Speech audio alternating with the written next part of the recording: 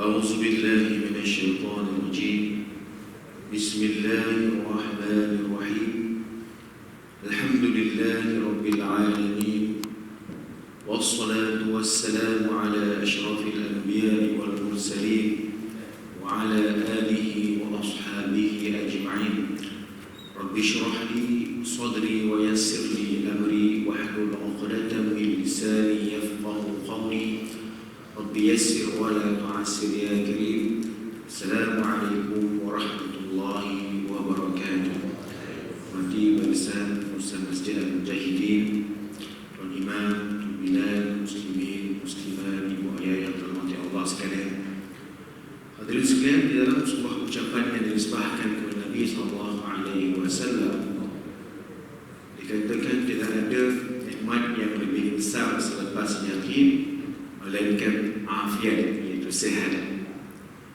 Tapi Nabi kata tidak ada nikmat yang lebih besar selepas yakin. Jadi keyakinan itu ataupun yakin merupakan satu benda yang kurniaan yang begitu besar. Oleh itu dalam Quran, dalam surah Al-Hijr ayat terakhir sekali Allah mengatakan wa'bud rabbaka hatta ya'tiyakal yaqin.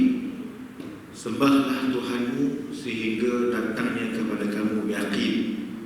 Namun yakin itu bukanlah keyakinan itu. Yakin itu adalah kematian. Sebab kematian ini satu benda yang pasti, tuan-tuan sekalian. Tapi isunya difahami dengan cara yakin, maka silap. Orang itu dah yakin, langsung tak sembahyang. Maka dia faham itu yakin di hati. Sebenarnya Quran itu mengatakan yakin itu adalah kematian. Yakni bermaksud sembahlah Tuhanmu sampai kamu mati. Tuan-tuan sekalian, jadi yakin ini benda yang besar. Dan yakin ini bukan benda yang mudah untuk dicapai. Namun ada step, tuan-tuan sekalian. Ulama sufi dia buat step, ataupun dia panggil maqaman. Macam kita lah, tuan-tuan sekalian, mungkin yang bekerja, mungkin ada yang nonton bekas PTD, nak naik pangkat, akademik pula ada cara pangkatnya. Semua itu ada step dan juga dia punya prosedur.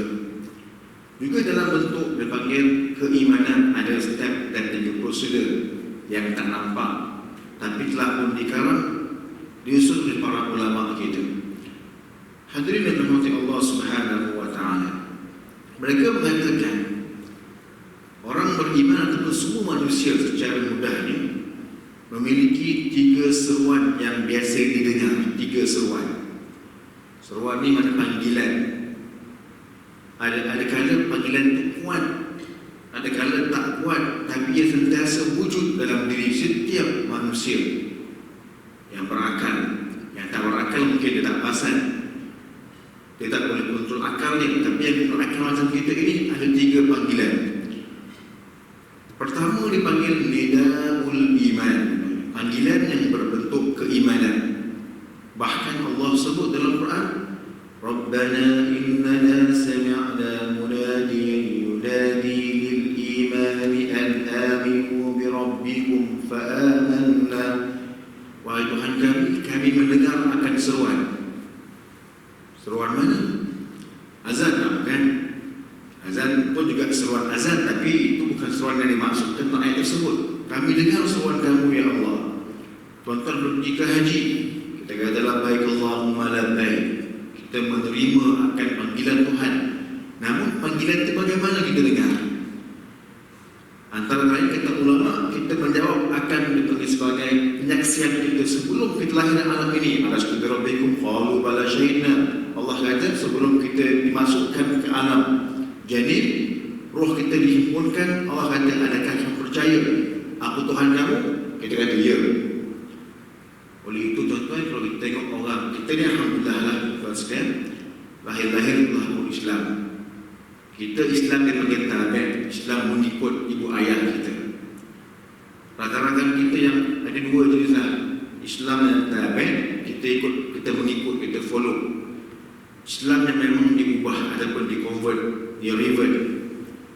Yang revert pula ada 2 jenis. Memang perlu dibuat, kenapa nak kahwin? Terbiasa. Nak kahwin ni kalau tengok dia ucap relax, nak kahwin. Yang kedua, dia study ataupun dia terbuka. Yang kedua, sekalian, orang yang belajar atau pun yang terbuka daripada hidayah, tengok apa reaksi pada mengucap. Menangis, betul kontrol perasaan dia. Kata setengah ahli psikologi, wallahu a'lam, itu merupakan satu penyesalan kerana apa? Sebelum kamu dilahirkan, kamu dah kata Allah Tuhan aku. Tapi bila kita hidup, kita tak mengaku. Tapi bila kita balik, dia rasa salah, silap. Tuan-tuan sekalian, itu wujud. Kerana apa? Kamu dah menjawab akan seruan Tuhan. Kita pula daripada kecil dah mengikut ayah kita tak merasakan ada seruan. Tak apalah, alhamdulillah juga kalau kita turun kepada kebaikan. Hakikatnya ada kebaikan. Allah kata apa? Inna sami'na munadiyan, kami ni orang beriman mendengar akan seruan Tuhan kita untuk beriman, fa'amanna, dan kita beriman. Jadi kita ni telah pun merealisasikanlah kita punya perjanjian itu. Tapi cuma kita punya platform, kita tak baik mengikut. Mak ayah saya Islam, atuk saya Islam, duduk negara Islam, so kita pun dah terdorong. Oleh demikian, kita terdorong lebih kepada suasana politik okey.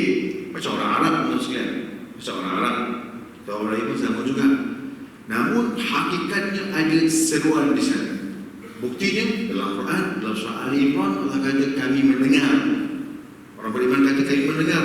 Tapi tuan-tuan, bila kita pergi ke haji, betul, saya kumpul duit pergi haji. Kita pergi khusus haji. Lain masa haji, Zulkaidah. Orang tapi tahun ini cuma kurang sikit lah kalau kita pergi haji. Ada undang-undang ataupun prosedur yang khusus. Hanya yang sehat-sehat, yang muda sahaja. Tak apalah, mungkin tahun ini saja. Mudah-mudahan akan datang lagi mudah. Tuan-tuan sekalian, jadi bila kita pergi haji, naik kapal terbang jauh kan, akan dahulu naik kapal dan sebagainya, itu baru terasa kita menyahut seruan pergi. Hadirin sekalian, itu merupakan seruan. Namun seruan tersebut tuan-tuan dan rahmati Allah Subhanahu wa taala terletak benar-benar pada hakikatnya pada kekuasaan Allah. Oleh itu tuan-tuan sekalian, bila Allah nak katakan betapa luasnya Allah punya kekuasaan atas seruan ini, Allah kata wa ma hum bidarrin bihi min ahadin illa biiznillah. Ini cerita sihir, cerita syaitan ataupun iblis yang boleh memberikan, bukan kesan, boleh mendatangkan kesan pada manusia melalui sihir. Sihir ni pun yang wujud kita tak nafi lah tuan ya. Namun tak semualah sihir. Sakit perut kena bawa orang, pening kepala sihir kot datang tu, tengok dulu, makan ubat dulu. Tapi usaha tu wujud tuan-tuan dan Allah. Memang wujud, sihir tu wujud. Bahkan Nabi ada kita. Bahkan tuan boleh ambil amalan ini dalam sebuah hadis, sebuah kisah. Seorang sahabat Nabi, tuan-tuan sekalian, dia ni kuat bersedekah, kuat sedekah. Satu hari dia sedekah kurma, bukan duit kurma. Kurma tu banyak ladangnya, dia ambil kurma tu dan dia sedekahkan. Satu hari syaitan ataupun iblis tahu, dia ni kuat sedekah ni. So iblis pun nak menggugat dia punya kekuatan yakin dia bersedekah. Yakin tadi kita cerita. Jadi iblis pun dia menggunakan tentera-tentera dia untuk mengurangkan kurma tersebut agar sahabat Nabi ini tengok kurma tu makin sedikit, dia terduga untuk sedekah. Ternyata tuan-tuan sekalian, dia tengok biasa dia punya hasil dia banyak, boleh sedekah. Hari ini makin hari demi hari makin sedikit dia punya bakul penghasilan kurma itu. Memang menggugat dia. Bukan dia tahu nanti kita pun terugat tuan sekalian. Kalau income kita kurang sikit, kita sedekah ni kena tak wajib pun. Kita boleh situ lah. Puas, bayar sikit-sikit daripada zakat kita bayar, sedekah ni tak wajib. Berapa kita terduga juga, kan makin kurang. Keyakinan ni isu dia. Itu isu semua manusia, bahkan sahabat Nabi macam tu juga. Apa yang berlaku, dia pun tengok. Apa sebab punca kurangnya dia punya penghasilan, malam-malam dia pun tengok. Pergi kebun dia tengok ada apa tu yang makan tu. Ternyata dia melihat satu makhluk macam anjing makan dia punya buah makan tu, dia rosak lah. Dia pun tangkap tuan sekalian. Tangkap binatang itu, dan dia pun tanya, Kita tangkap itu buang lah. Tapi dia katanya, Pak yakin binatang itu bukan binatang yang biasa-biasa. Ini mesti ada definisi. Dia tangkap, dia tanya, kamu siapa? Dia kata, aku ni jin. Katalah. Dia tengok tangan itu berbulu. Tapi anjing tak berbulu sangat. Dia tak macam makhluk yang normal. Tapi muka macam anjing. Maka dia pun tanya kepada dia, kenapa makan aku punya? Anjing, jin itu bagus, dia duduk. Kami tahu kamu orang sedekah. Jadi kami nak makan, baik kamu tak rajin sedekah, kamu cuba yakin kamu. Pandai pula jin tu, dia duduk. Maka kata sahabat Nabi, okey, puas hati. Apa caranya kami ni orang Islam atau beriman ni nak mengelakkan daripada orang macam kamu ni? Ataupun binatang macam kamu? Dia kata, hang baca ayat kursi. Dia mengajar pula. Bagus pula jin kan? Dia taat lah sebenarnya. Baca ayat kursi, insyaAllah kamu tidak akan diganggu. Esok harinya, sahabat Nabi jumpa dengan sahabat Nabi SAW. Dia kata, ceritalah kisah yang sama. Orang tadi tangkap anjing lah, tanya sebagainya. Dia kata, dia ajar saya baca ayat kursi. Apa Nabi kata? Sadaqal khabis. Benarlah binatang itu. Benarlah binatang yang menghina itu. Betul. Ayat kursi itu tuan sekalian. Itu di antara yang Nabi ajar yang boleh kita buat. Pagi dan petang kita baca. Lagi cantik baca lepas setiap solat. Bahkan sebelum tidur. Bahkan ada musalsal hadis ataupun salat yang bersama Nabi SAW. Kita mengambil amalan membaca ayat kursi lepas sembahyang dan sebelum tidur. Bahkan dikatakan Sayyidina Ali radhiyallahu anhu ketika perang pun tidak akan miss membaca ayat kursi setiap lepas sembahyang. Tuan-tuan sekalian, baik. Sihir wujud. Tetapi wujud sihir itu Allah sebut dalam Quran Al-Karim. Hujung Allah kata apa? Wa ma hum bidarrina bihi min ahadin illa biiznillah. Walau macam wujud pun jangan risau, tak ada siapa pun yang boleh beri mudarat melainkan Allah Subhanahu wa taala. Juga seruan iman tadi itu, tak ada siapa yang boleh halang. Kamu berada di mana pun sekali, berada di tempat yang tidak ada asbab.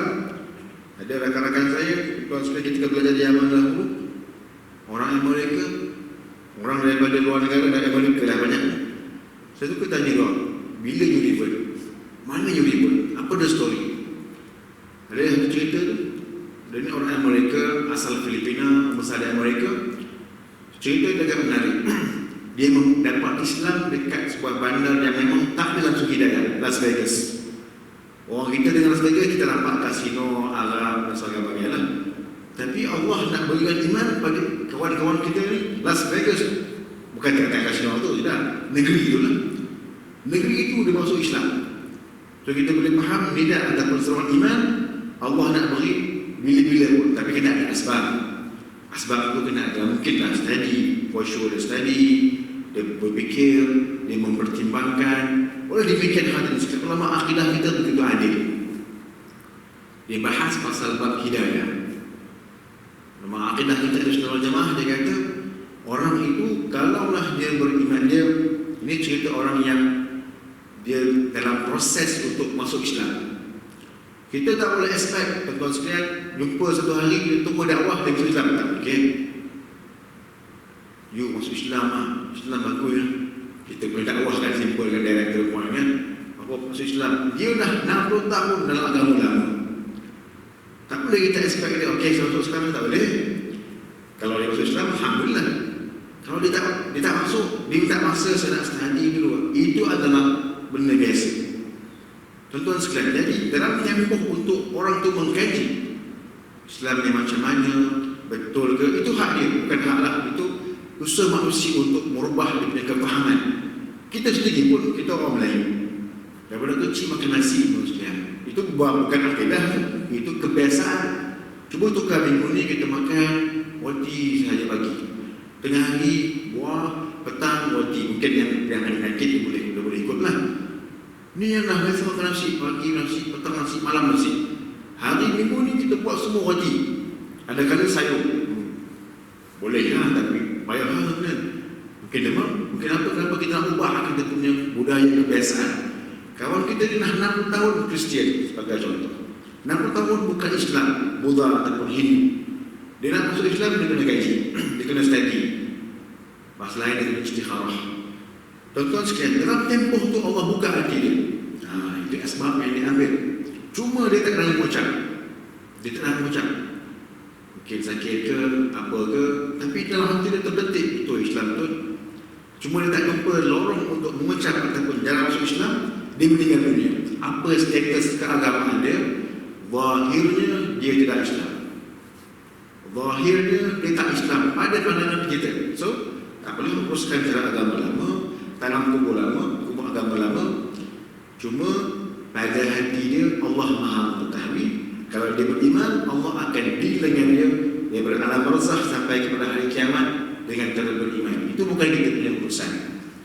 Tapi kalau dia mengucap, kita deal lah cara Islam. Dah dia mengucap ni, ada bukti ni. Ataupun dia dah mengucap tak ada bukti. Ada isu kan? Ada isu dahulu. Dah mengucap tapi tak ada bukti. Gaduh lah. Tapi dalam Islam sebab apa? Semua dua benda sahaja yang akan diikuti agama lama. Apa dia? Dia akan diuruskan cara agama lama, tanam kubur lama. Yang baki kalau betul dia Islam, Allah akan layan dia daripada alam barzakh sampai hari kiamat macam cara Islam. Oleh itu benda yang tak perlu diperosarkan, itu dah pun ulama kita bahaskan dan selesaikan. Contoh sekalian. Itu yang pertama, seruan yang pertama. Seruan iman, tapi seruan iman ini bahaya, bukan bahaya. Allah kontrol segala-galanya sehingga Allah mengatakan hati anak Adam ini berada dalam genggaman Tuhan ini. Yuqallib ma yasha. Allah boleh taklid ataupun ubahkan bila-bila. Allah boleh patahkan bila-bila. Dia kata hari ini okey, esok dia tak okey. Itu yang bagi seruan iman yang pertama yang hari-hari kita menghadapi. Hari-hari kita mendengar. Hari-hari kita menjawab. Tuan-tuan pergi semayang itu jawapan. Saya jawablah, saya pergi semayang. Pasal orang beriman, saya kena pergi kan. Saya rasa saya ada tanggungjawab untuk pergi. Itu merupakan benda yang pertama kita buat hari-hari, tuan-tuan sekalian. Yang kedua, dipanggil seruan yang kedua. Dipanggil seruan Nur Muhammadi. Seruan kecahayaan ketuhanan ataupun kecahayaan Muhammadi. Muhammadi ini ialah Nabi Muhammad sallallahu alaihi wasallam. Allah berfirman, wa auhayna ilaihim fi'lal khairat wa iqamus salah wa ita'az zakat wa kanu lana 'abidin. Kami wahyukan kepada mereka membuat kebaikan dan juga mengerjakan solat dan menunaikan zakat. Mereka golongan yang abid, yang beribadah. Cuma poin kita wa auhayna, kami berikan wahyu. Wahyu ni pula ulama akidah bahaskan. Tuan-tuan, kita semua ada. Dapat idea. Dapat sekian. Itu semua dibedakan. Ulama membezakan ilham untuk manusia biasa, mukjizat untuk Nabi SAW, Nabi keseluruhannya alaihi wassalam, karamat untuk hamba yang terpilih, ma'unah, bantuan untuk orang yang beriman. Ada banyak dia pemberian Allah Subhanahu wa taala. Oleh itu bahkan bukan setakat itu, tuan-tuan pun ada kan ilham, meeting dapat idea. Banyak juga benda-benda yang alami, bukan banyak, kesemua benda kebaikan yang alami ini hasil daripada idea manusia. Idea itu pula ilham. Siapa beri? Allah yang beri. Wa auhayna ilaihim. Tuan-tuan sekalian, ini yang kita buat hari-hari. Bila kita diberikan ilham kepada kebaikan, ini semua ni road to yakin ni. Road to, jangan kepada yakin. Jadi kita kata, mukadimah kita ni, yakin tu yang paling tinggi. Yakin ni, tuan-tuan sekalian, kalau saya nali dia kata, kalau aku dibuka hijab, nampak kematian, nampak hari kiamat, nampak syurga, nampak neraka, mesdad tu yakin. Tak tambah pun yakin aku buat ni, dia mana yakin sungguh. Ternyata tuan-tuan sekalian, kalau diberi yakin, insyaAllah itu penyelesai segala masalah manusia. Macam kita lah.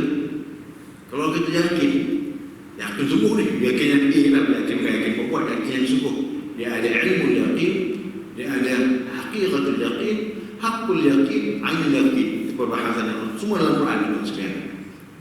Hakul yakin, payahlah itu yang dapat maqam para anbiya, bagi yang bikin wahyu. Payahlah kita. Ainul yakin, itu yang Allah buat mukjizat supaya orang tu terbuka hati melihat, oh ini dia mukjizat. Allah bagi Bani Israel ini dia. Nampak laut terbelah, nampak sekian-sekian untuk mendatangkan air melihat, dia yakin datang dengan cara penglihatan.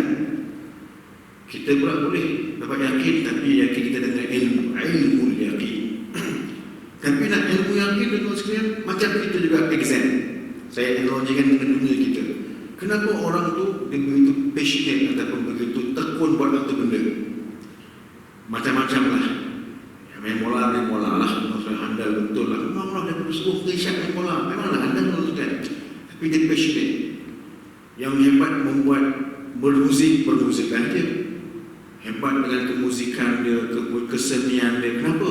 Daripada pagi malam itulah dia punya hidup diabadikan, diberikan. Kesemua orang itu akan diberikan apa yang diinginkan mereka.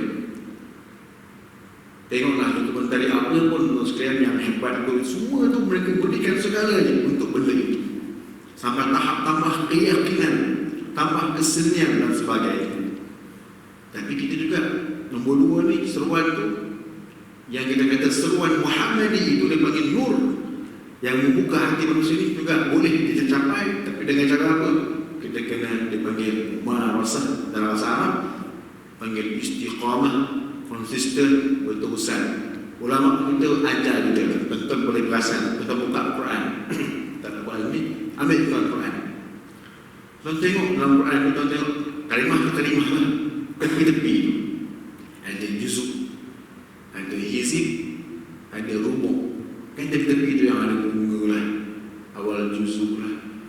Itu di antara usaha para ulama kita untuk menjadikan ini Quran ini satu benda yang melekat di hati umat Islam.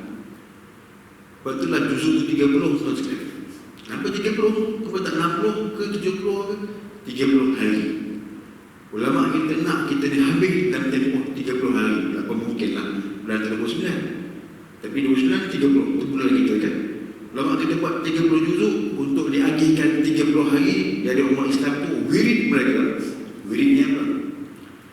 Mereka punya tugasan harian yang hari-hari dibuat ialah baca Quran sebulan kata. Ini nak tahap passionate tu. Untuk apa? Untuk berkeyakin tu.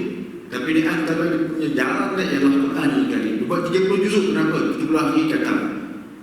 Macam mana kata 30 hari? Saya juzuk. Macam mana? Pecah pula 8. Dia panggil 8 makhraj. 8 ain. Orang ngomong dengan ain. 8 ain tu satu juzuk. Dan 8 ain tu pula kalau bagi 2 ada 4 bubuk. 4 satu per 4. Kita baca setengah juzuk dia panggil hizib. Hizib tu apa? Hizib tu adalah benda yang perlu kita selesaikan. Oleh itu tuan-tuan sekalian, itu contoh. Betul kalau kita baca falsafah pembahagian 30 juzuk, 8 ain satu juzuk, ada 2 ahzab satu juzuk. Apakah dia punya idea? Bukan cerita. Oh, dia buat ni buat cerita kot. Cerita dah habis kat sini kot. Tak. Dia panggil tasawi untuk menyamaratakan. Surah betul. Surah memang itu tauqifi. Allah yang berikan. Tak boleh kita kacau. Di pembahagian 30 juzuk, makhraj, ain, ahzab, rubuk, itu semua adalah ulama kita buat untuk apa?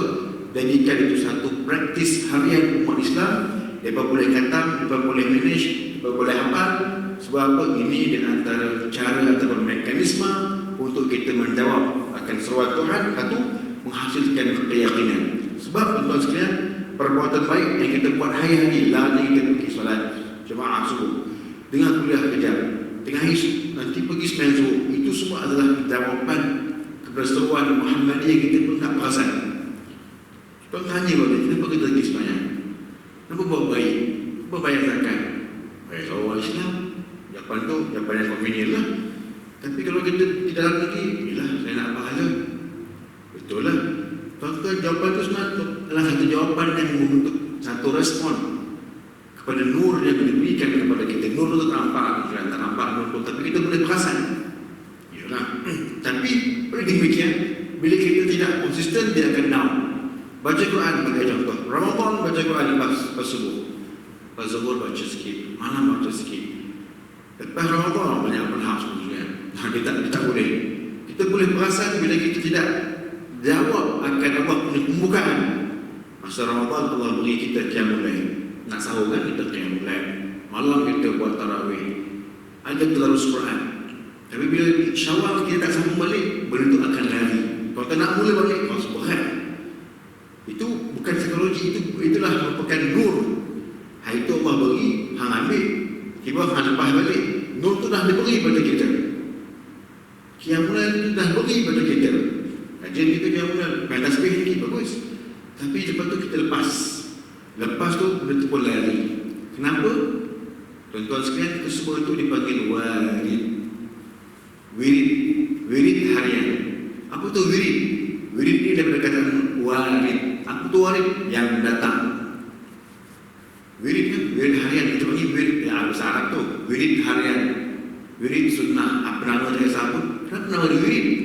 Sebab wirid ini mewariskan warid. Apa warid? Yang datang kepada manusia. Tuan-tuan, kalau istiqamah berjamaah, istiqamah Quran, istiqamah sekian-sekian, akan ada yang warid pada kita. Bukan jin, bukan saka, bukan. Warid ialah penjernihan hati ataupun nur yang datang pada manusia. Oleh itu ulama akan tahu. Ini saya ambil contoh teman sekalian ya. Kita ambil contohlah orang yang mendakwahkan tanah lain juga. Contoh kita boleh nampak.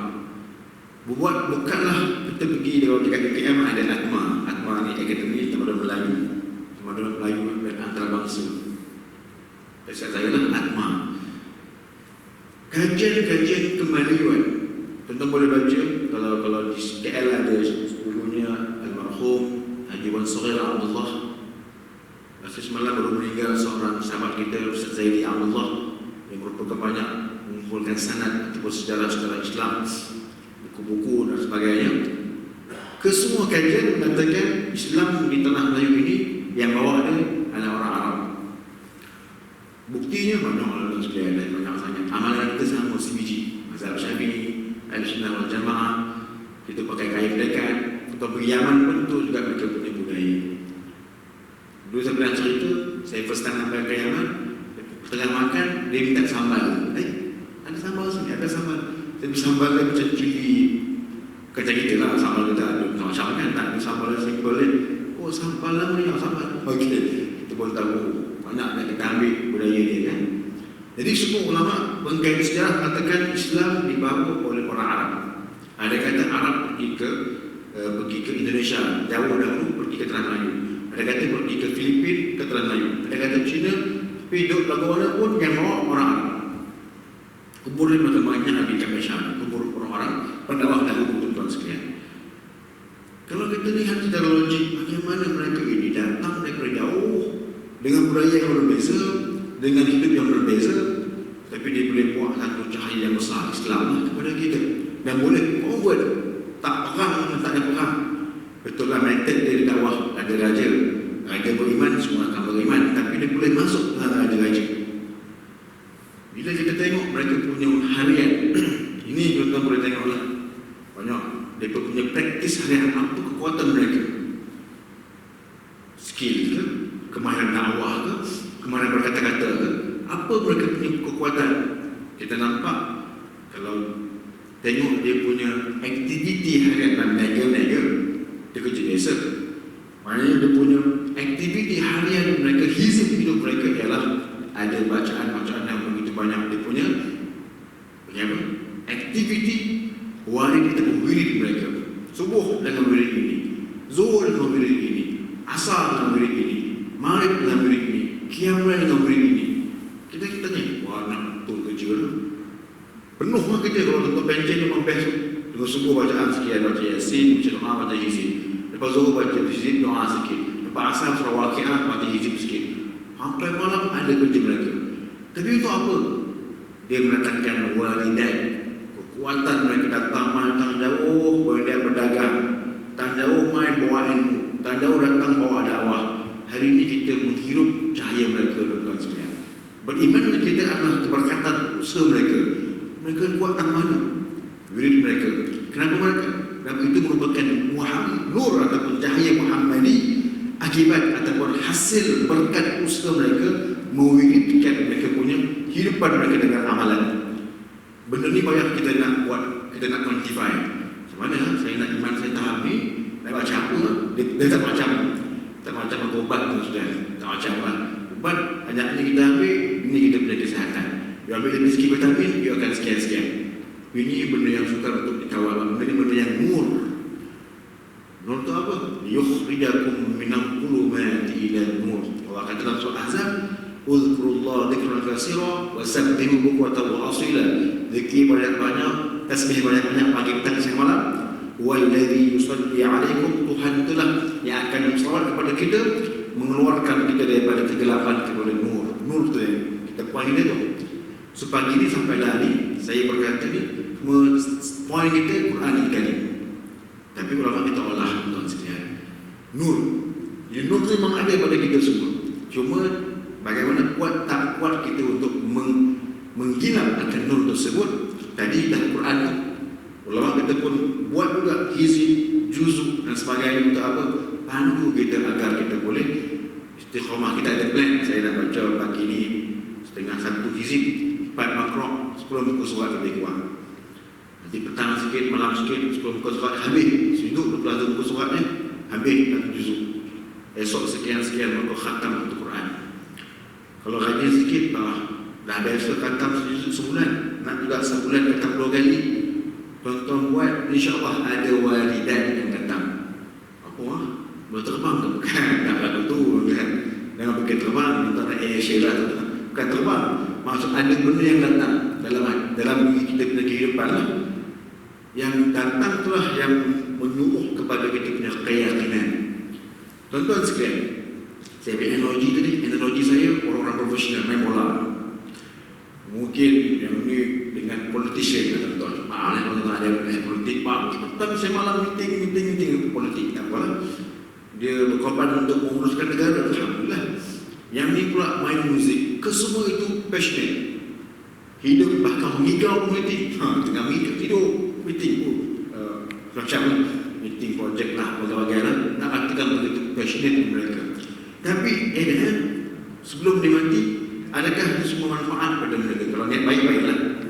Main bola, gaji besar. Bola ni misalkan tengah hebat lah pergi Balai Asia. Dipuji lah. Tiba kalah, kena maki lah. Okey. Dipuji. Tapi at the end, orang semua akan dapat tahu apa yang orang dapat ujung-ujung hidup. Dapatlah pujian, dapatlah Datuk pun, dapat Tan Sri ke, pangkat tertentu kan, dapat dalam bulan-bulan. Benda tu tak akan menambah yakin, bahkan kita akan haus. Namun dengan memerasah contoh tadi kita kata Quran, kita dengan wirid kita, bla bla bla, yang menggilap nur kita, dia menjuruskan kita kepada keyakinan. Yakin ni mahal, teman sekalian, mahal. Dan yakin ni akan kita lebih ceria di hujung hayat. Kenapa pula? Saya makin yakin. Nur saya makin tergilap. Bukan suria, dengan FB pula. Saya dah makin tambah nur ni. Tak perlu pun, jangan cerita pun. Ini kita dengan Allah Ta'ala. Okay, dan dua surah last kita sebelum kita habis. Yang ketiga, so yang setakat dua surah ni yang begitu besar ni, surah Allah, surah Muhammad ini perbuatan kebaikan, kesemua tu ada dan kita jawab hari-hari. Namun Allah juga bagi yang ketiga daripada seruan kenafsuan. Itu yang tak boleh istiqamah nak ada yang ketiga ni. Yang kenafsuan ni pecah pula dua. Dipanggil sebagai sama ada amaratun bisu. Dalam surah Yusuf kata nafsu suruh kepada kejahatan. Pecah pula dua, fasad ataupun ifsad, rosak ataupun merosak. Kalau yang boleh rosak, Allah suruh manage. Wa kulu washrabu wa la tusrifu. Makanlah, minumlah, tapi kontrol, jangan lapar-lapar. Allah manage. Allah tak kata jangan ambil langsung. Nafsu syahwat, Allah tak kata jangan kahwin. Jangan tengok, tak kahwin lah. Kalau wani tambah lagi, itu kalau wani maksudnya. Jadi maknanya how Allah manage. Allah tak kata jangan tengok orang langsung, jangan campur, tak. Nafsu-nafsu yang Allah jadikan nafsu syahwat, perut, mata, telinga dan juga kita punya faraj balon kita, Allah manage.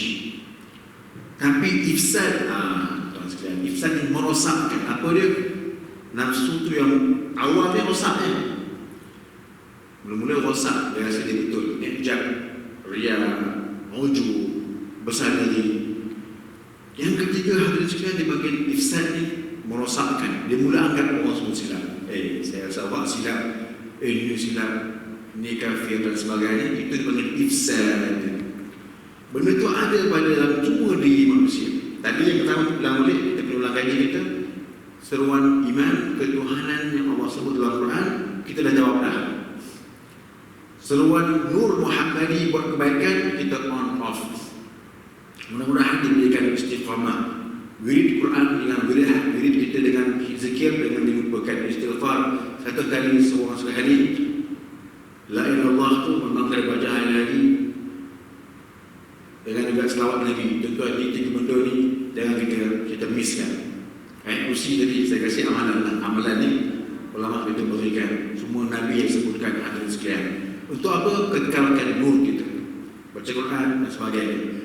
Yang ketiga ni mengacau kita ni, penggugat dipanggil. Ada dua pecahan, rosak.